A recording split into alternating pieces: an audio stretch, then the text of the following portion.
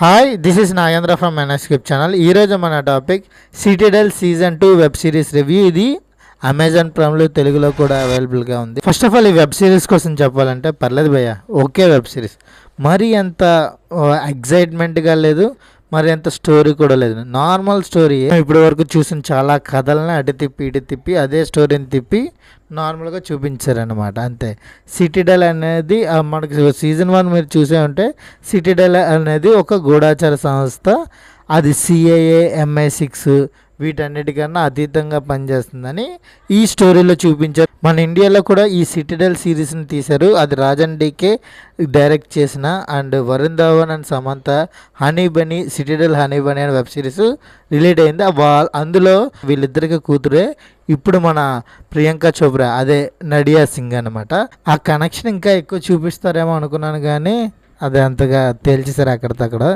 Okay, దాని గురించి పక్కన పెడితే ఈ స్టోరీలో చెప్పడానికి అయితే ఏం లేదు. ఒక సింపుల్ స్టోరీని సాగదీసి పెద్ద ఎపిసోడ్లో తీసి క్లైమాక్స్లో మరి అందరినీ అరే ఇలా తీసారేట్రా, ఇంత సింపుల్గా తగ్గొట్టేసారేట్రా అన్నట్టుగా ఉంటుంది, అంతే. ఎక్కువగా మనం ఎక్స్పెక్ట్ చేయడానికి కూడా లేదు, మనం ఎక్స్పెక్ట్ చేయడానికి కూడా ఆ స్టోరీ కూడా ఏం లేదన్నమాట. ఏదో థ్రెడ్ ఉన్నట్టు చూపిస్తారని, కానీ ఆ థ్రెడ్ కూడా నార్మల్గానే ఈజీగా పేలిపోద్ది అనమాట. ఓకే, ఇంకా క్యారెక్టరైజేషన్స్ అందరూ బాగానే యాక్ట్ చేశారనమాట. హీరోయిన్గా నడియా సింగ్ ఎరగొడిసింది.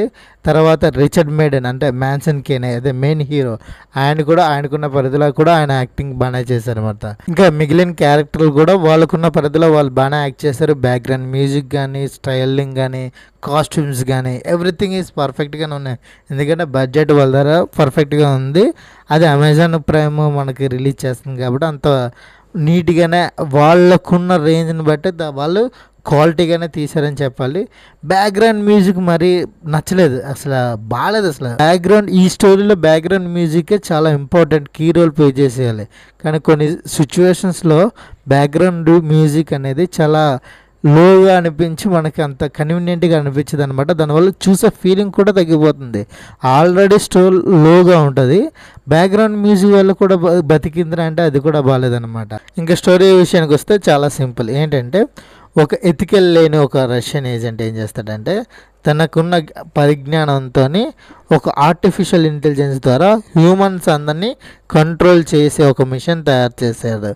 ఆ మిషన్ ద్వారా తన నచ్చిన వాళ్ళని నచ్చినట్టుగా చంపే విధంగా ప్లాన్ చేస్తాడనమాట. అంటే మనుషులనే రోబోటిక్స్ చేస్తాడు. ఇప్పుడు రోబోటిక్స్ ఎక్కువ మంది ఉంటాయి అనుకుంటే, ఈ మనుషులనే రోబోటిక్స్ ఎలాగా చేయాలనే ప్రయోగం చేస్తాడు. ఆ ప్రయోగం సక్సెడ్ అయ్యిందా లేదా, వీళ్ళు ఎలా ఆపారు అన్నదే స్టోరీ. అంత స్టోరీని ఎంత నీరసంగా తీసుకెళ్తాడంటే పొంతలా లేకుండా స్టోరీని అలా తీసుకెళ్తాడు. ఏదైనా థ్రిల్లింగ్ మూమెంట్స్ కానీ, యాక్షన్ సీన్స్ కానీ మనం ఎక్స్పెక్ట్ చేసిన టైమే ఉండదన్నమాట.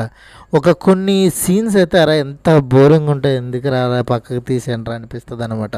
ఇలాంటి స్పై జనర్స్ వెబ్ సిరీస్లో కానీ సినిమాలో కానీ మనం మెయిన్గా ఏం ఎక్స్పెక్ట్ చేస్తాం? థ్రిల్లింగ్. ఆ థ్రిల్లింగే మిస్ అయినప్పుడు మనం ఈ స్టోరీని ఎందుకు చూడాలి అనే విధంగా కూడా ఉంటుంది. ఇది మళ్ళీ ఒక యూనివర్స్ కింద క్రియేట్ చేశారు సిటిడెల్ కింద. చూద్దాం నెక్స్ట్ సీజన్స్లో కూడా, నెక్స్ట్ ఎపిసోడ్లో కూడా ఏమైనా బాగుంటుంది అంటే అప్పుడు ఆలోచిద్దాం అనమాట. ఇప్పుడైతే ఈ స్టోరీ యావరేజ్. సీజన్ 1 అయితే కొంచెం పర్వాలేదు, సీజన్ 2 కొంచెం బెటర్ అయింది. ఇంకా ఏంటంటే థ్రిల్లింగ్గా కాకుండా యాక్షన్ ఎపిసోడ్స్ కొద్దిగా గొప్ప కొంచెం బాగా చేశారనే చెప్పాలి దీంట్లోనమాట. అంత మించి చెప్పుకోవడానికి ఏం లేదు. మెయిన్గా వీళ్ళిద్దరు బాండింగ్ ఏదైతే ఉందో, నాడియా అండ్ హీరోయిన్కి బాండింగ్, అది కొంచెం బెటర్ అయింది. నెక్స్ట్ సీజన్స్లో వాళ్ళకి ఇంకా బెటర్ అవుతుంది అని ఎక్స్పెక్ట్ చేస్తాం. ఓకే, ఈ వెబ్ సిరీస్కి నేను ఇస్తున్న rating 2 out of 5. This is Nagendra from Manuscript channel. Please subscribe my channel. Thank you for watching. Thank you.